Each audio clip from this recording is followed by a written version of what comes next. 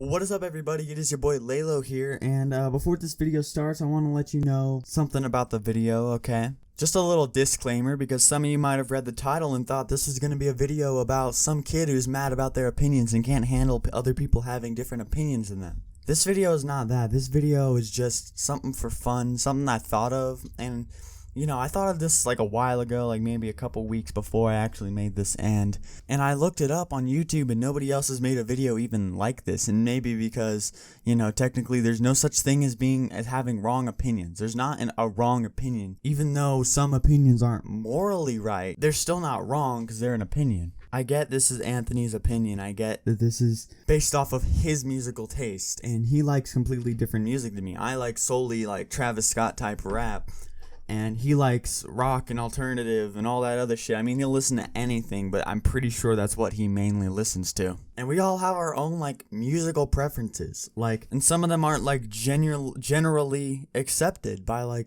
the general amount of people, you know? But it doesn't matter because it's our opinion. For example, Anthony doesn't like the song Drugs You Should Try It. He thinks it's a bad song. That's not a very popular opinion. But then I, on the other hand, like the song Guidance, and I don't think that's a very popular opinion either. But it doesn't matter if it's a popular opinion or not, it's your opinion. So I just wanted to put this in front of the video before you watch this and think I'm just some kid who thought, oh no, he has a different opinion than me, I'm gonna call it wrong and insult him and all that. No, I'm not even trying to insult him here. I just made this video because I thought it would be a fun video to make, and it was a little idea I had. So yeah, either way, I hope you guys do enjoy me being a fucking simp for Travis Scott, and yeah, I'll see you all in the next one. Goodbye.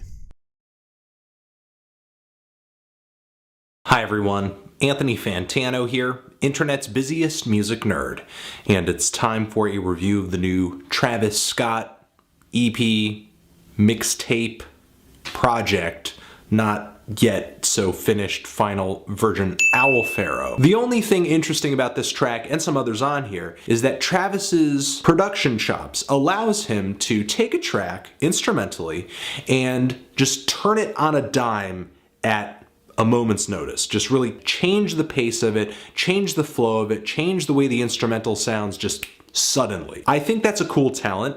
Whether you're ripping off people or not, I think it is the most unique thing that this project has to offer. As this project continues, Travis introduces one lackluster trap beat after another that is not memorable in any way, shape, or form. Like the song Dance on the Moon. If you like marijuana and you like alcohol, you should stay away from this song because it might make you want to sober up for the rest of your life. Unfortunately, I'm feeling a strong 3 to a light 4 on this thing. Hi everyone, Anthony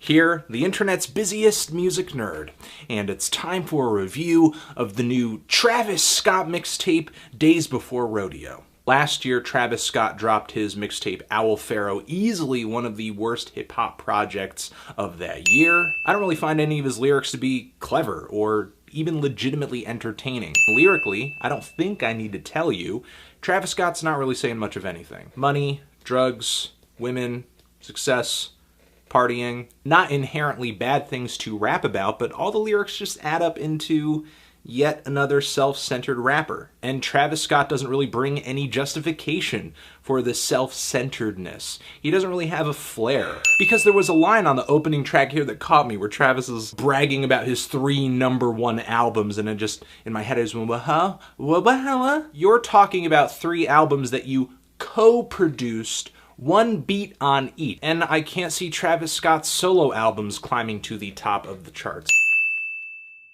There's the Quintana sequel on this mixtape, whose only saving grace is the T.I. verse. The song Drugs You Should Try It sort of sounds like I'm listening to a bunch of depressed robots moan with auto-tune effects on their vocals. Out into the night.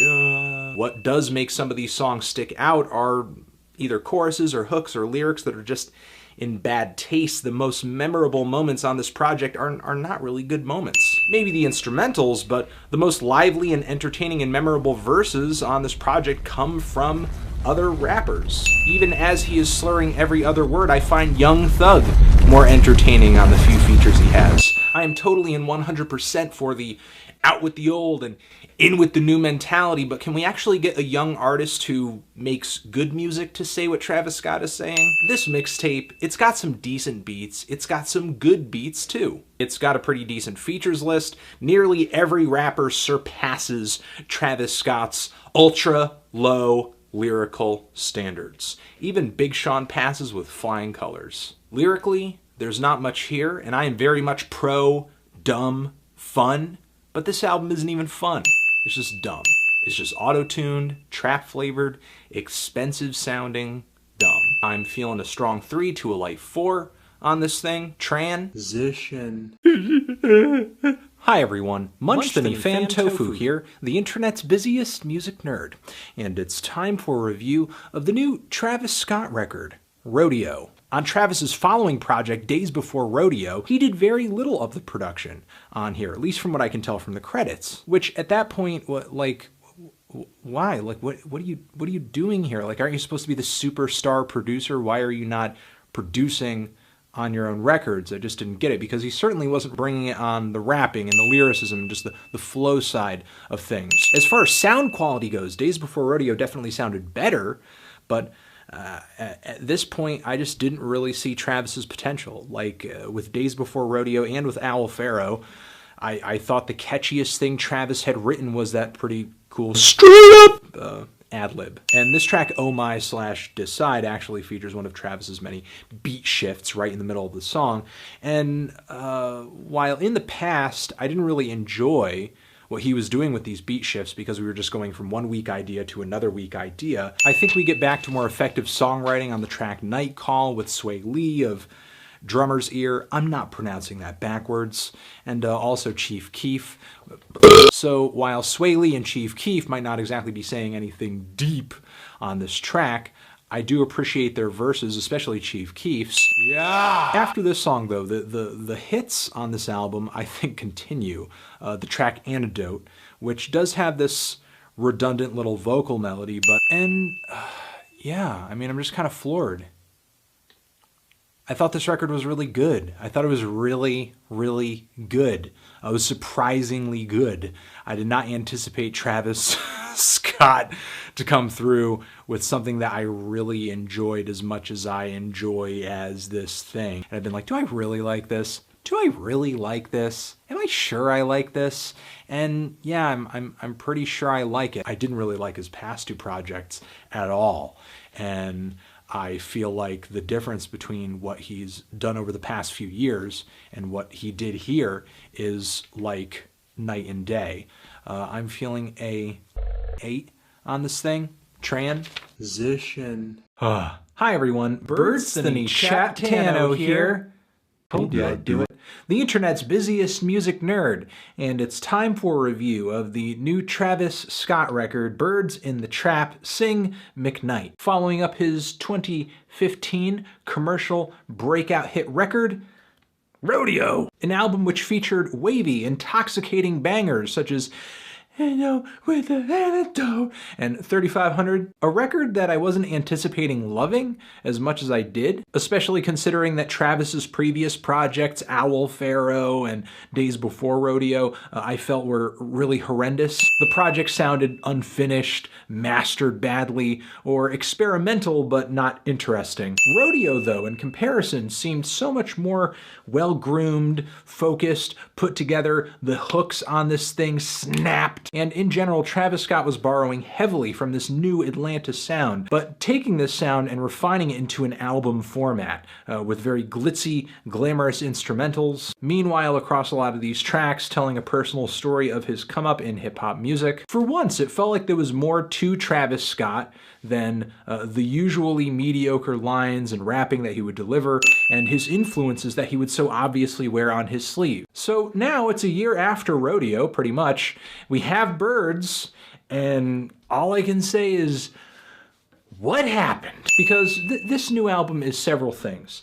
One, It's not as good as Rodeo. It doesn't even artistically progress past Rodeo. And I would say occasionally this album regresses back to Travis's less developed projects like Pharaoh, most notably on the intro track and the track after that, where it seems like Travis is just bunching different instrumentals and song ideas together to create one song that isn't even really effective as a song, because these different chunks don't even really complement each other. They barely transition into one another well. But anyway, the introduction to this record, it has this kind of ethereal, pretty, glistening instrumental. It's nowhere near as epic and ambitious as what I remember Rodeo kicking off with. Not only that, but this verse happens against a rhythm that doesn't sound too unlike something that would have popped up on Rodeo. And that's the thing. Throughout this record, I'm picking up a lot of instrumental deja vu. But a lot of the time, Bird seems to take a somewhat darker and murkier tone. But it's not the better for it, because the more stripped back approach only leads to the tracks on this thing feeling more underwhelming. The most interesting moment on this introductory track is the Andre 3000 verse, which is pretty fantastic.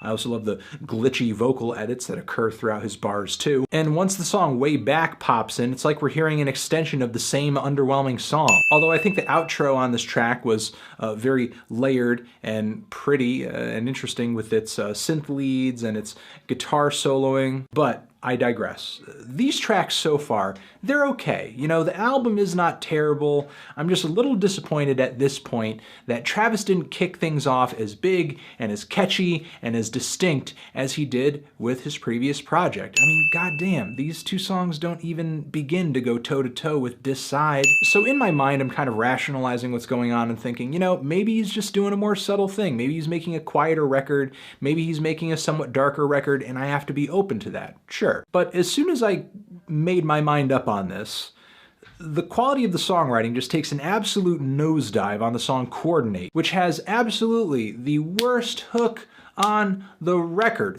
Worst hook on the record. And if it's not the worst, what's good about it? Is it the part where Travis is sounding completely lifeless on the mic, rapping about his skinny jeans? Oh, it must be the part when he goes, that part was lit, fam. This song is so boring, it should be a sin. The song Sweet Sweet is yet another track with no hook in sight, no hook at all. It's just some boring refrain that nobody's ever gonna remember in a couple years over a looped instrumental that sounds exactly the same as it did on the verse. Since the start of the album, I would say that the song Outside is Bird's first offering of a well-groomed song. But again, this song has been out a while now, and I don't really see it uplifting the track listing in any kind of way because it's not anything new. And speaking of not anything new, we have the song Wonderful featuring The Weeknd on this thing as well. This track was obviously a Rodeo leftover, and it wasn't good back in December when it was released, and it's not good now. And to be honest, I wouldn't be surprised if a bulk of what is on Birds are just Rodeo leftovers and B-sides, especially since tonally and instrumentally, it seems like a lot of these tracks were created in the same headspace. To boil it down, Birds is a less interesting, a less everything version of the album Travis dropped 365 days ago. And it's so inferior, it actually calls for a retitle, I think. I would rather call this record Birds in the Bed, Sleep Good Night, because this thing is sonic ambient. And I'm not even gonna get on Travis's mediocre attempt at hopping on the dance hall bandwagon with the song Guidance. That would make this video 5 minutes longer. And I've already talked your ears off at this point. So again, what happened? How did we get here? How did we come to such a lackluster record with no strong singles, no significant experiments or progressions past his last effort? How did Travis lose his drive and his ability to put together a solidly built song within the span of a year? Maybe he's grown complacent. I'm just not really sure. I'm feeling a strong 2 to a light 3 on this thing, Tran. And those are my thoughts on this new Travis Scott record. Sorry if they're rubbing you the wrong way or... Hi everyone, New Year Thany, new shelf Tano. New shelf? Not here. Over there. Right there. New shelf. The internet's busiest music nerd here, and it's time for a review of the new Huncho Jack album, Huncho Jack, Jack Huncho. This is a new collaborative record from two rappers based in the Atlanta area, Travis Scott and the Migos' own Quavo. It's a lot easier to sort of build a record off of the hype of two brands colliding rather than working for years and years and years on a single project, trying to fashion an entirely new sound or bring the trendy sounds you rode in on up to a higher level, which in my opinion is what Travis Scott did on his Rodeo record. However, since then he doesn't seem quite as interested in taking risks and redefining standards as much as he is just kind of playing it safe and playing to expectations. Still though, I did go into this thing expecting greatness, especially considering how much I enjoyed Without Warning. If that thing could just pull up out of nowhere and be pretty good, then this, for sure, it's possible. But again, back to the uniformity of this album. It's really too uniform at points to really truly pick out any highlights from it. Because while there are some tracks on here I do enjoy more than others, they're not really that much better in comparison. The offset and takeoff features on this thing are actually like serious highlights here because they break up the monotony of this thing a bit. I love the hook on Saint. You could see the road I blank. Dubai shit.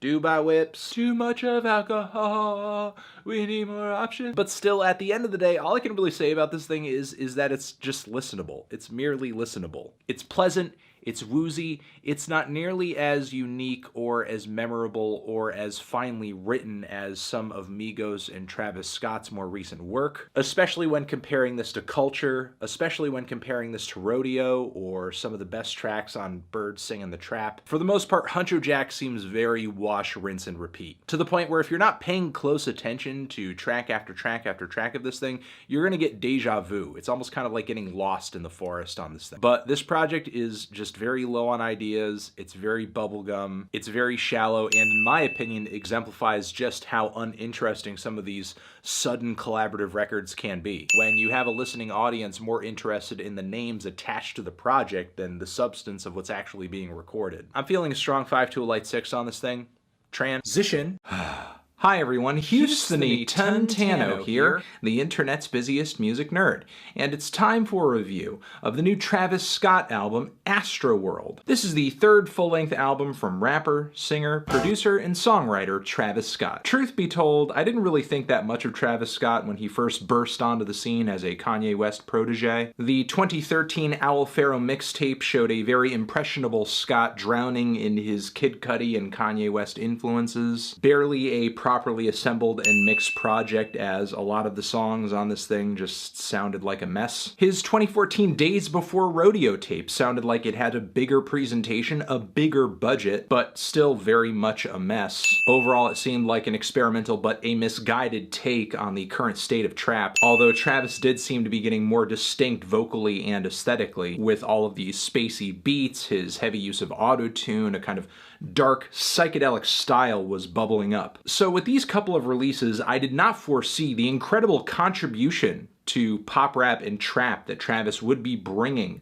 the very next year on his 2015 album Rodeo. It's like everything Travis was shooting for on previous efforts just made sense here. There were some very epic singles off of Rodeo that still burn for me today, like 90210, 3500, Antidote, and many of the deep cuts on that album just made for very sound-rich, mind-altering, catchy trap music with super sweet, almost elegant hooks sometimes, with some very top-notch production, which is why Travis's next album, Birds in the Trap, just left me so confused. It's such a demotion in quality. If Travis Scott's Rodeo was the total package, then Birds in the Trap was merely the hollow vibe left over from it. Little in the way of material or songwriting on this album that you could call infectious. The Travis Thugger collaboration, Pick Up the Phone, is maybe the best track on the entire record. Outside of that, it just kind of felt like Travis was merely delivering the trippy aesthetic of his last album, but without the same level of impressive guest performances, production, the multiple phases, the memorable hooks, the surreal instrumentals.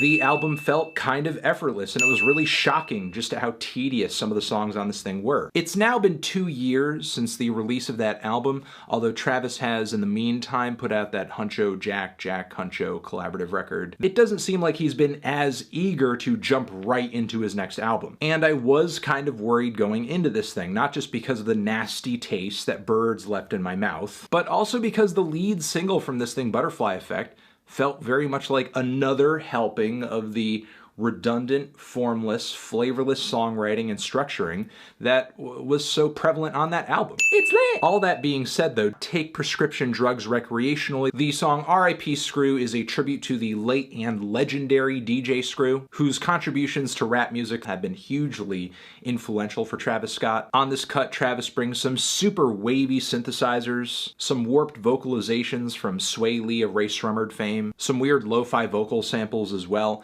It's a decent track. It's very low-key, it's kind of spacey, it's got a nice vibe to it, but in my opinion, it's not musically or structurally as impressive as the following cut, Stop Trying to Be God, an orgasmic harmonica solo. The song Skeletons is a kind of okay detour in the track list. The instrumental on this cut is handled by none other than Tame Impala, so you can kind of expect a very nice, crispy, bassy, psychedelic pop throwback with a lot of synths on this one. But the rapping, the flow, and the delivery from Travis is a bit underwhelming, as it sounds like he's mostly living in Kanye's shadow on this cut. There's also some kind of fuzzy, lo-fi, buried, weakened vocal riffing on the track too. Maybe he could have taken a brighter or more significant spot on the record, but I think his inclusion at this point on the album is merely a teaser, a warm-up for his incredible contribution to the next track, Wake Up. This track, in my opinion, is far superior to that of any time Travis and The Weeknd have been on the same track up until this point. Pussy so good, pussy so sweet. Then there is the excellent 5% Tint, and also features an outro that is so heavy it makes the 90210 single from a few years ago sound plain. Your bitch gave the kid Cuddy, but I'm not signed to Ye. I nutted on her cheek. Her new name is Babyface. Not the only time on the track that I laughed out loud. I also thought it was funny when Travis said, eating the Poonan made his braids wet. Life feels a little distant. Now, after this point, unfortunately, I feel like the quality of the album starts to go downhill a little bit. The song Who What has a banger beat, but a kind of awkward flow from Travis, which is a little unlike him. Typically, he brings a very catchy, head-bobbing flow, but not here. And much of the time, unfortunately, without a standout instrumental, when Travis is completely alone on a track, it does tend to expose just how weak lyrically and vocally he can be, as shown on the closing track, which is a very low-key cut with a chill, laid-back beat, not nearly as trippy and soaked in effects as a lot of the other songs here. Houston Fornication isn't as redundant in structure as some of the other tracks in the last leg of this album, but it is very much redundant in spirit. Like, conceptually, aesthetically, what is this track really adding to the track list at this point? It just seems like another spacey trap cut, which Travis does well, it's his specialty, but I kind of feel like he runs the risk of staling out his sound by throwing more tracks like this into the mix, with no catchy hook, no interesting guests, and no interesting transitions to enhance Travis's performance. All that being said though, I do think this record is far superior to that of Birds, and it does seem like Travis is putting in the effort once again to not only make great tracks, bring great content forward, but also push the trap sound into the future, and continuing to keep open this throughway between hip-hop and psychedelic music in the mainstream. Can't say this thing blew me away, but I still think it's a very good record with a lot of great tracks on it. I'm feeling a decent 2 strong 7 on this thing. Transition.